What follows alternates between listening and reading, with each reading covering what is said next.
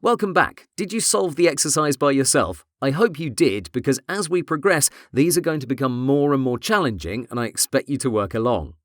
Here's how you should have solved this exercise.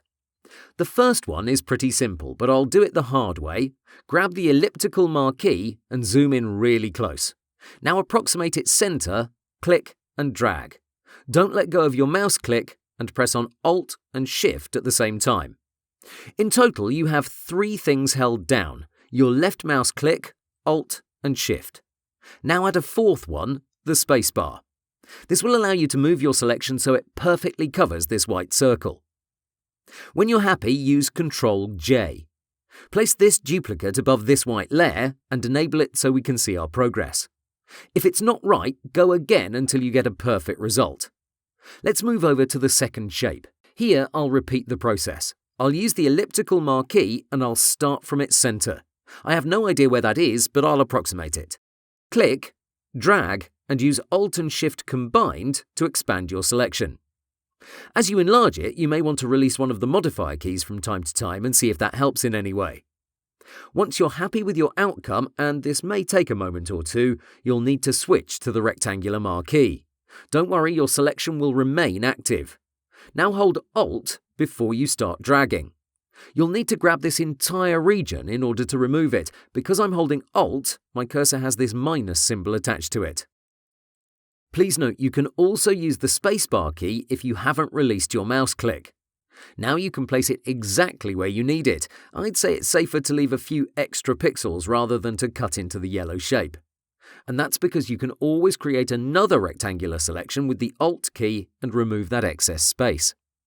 The other way around isn't going to be as straightforward. In any case, we're done with this one as well.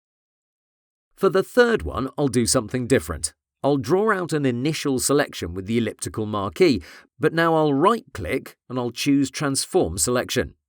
Now with the help of these handles, I can adjust it without problems. Your zoom level is going to matter in this case, so I suggest you go as close as you can to make your life easier. Of course, you could grab a few extra pixels and it wouldn't be the end of the world, but I like being a perfectionist. I'm not great at parties, but in Photoshop, this trait serves me well. I'll speed through the fourth one as it's nothing special. The circle bit is standard at this point. It's a matter of being focused more than anything. For me, with all that's going on with this recording, it's a bit tricky to do, but I'll do my best to make it happen in a reasonable time. I think you now understand why I said this requires a bit of patience. Now for the square part. I'll switch to the rectangular marquee and I'll use Shift before I click on my canvas. That will add to my selection. And there you go. I can now copy it and place it at the top of my Layers panel. Now let's finish things off with this last one. I'll initially use the rectangular marquee to get the large pink shape. Give me a moment while I do this. Okay, after this is properly positioned, I'll have to switch to the elliptical marquee.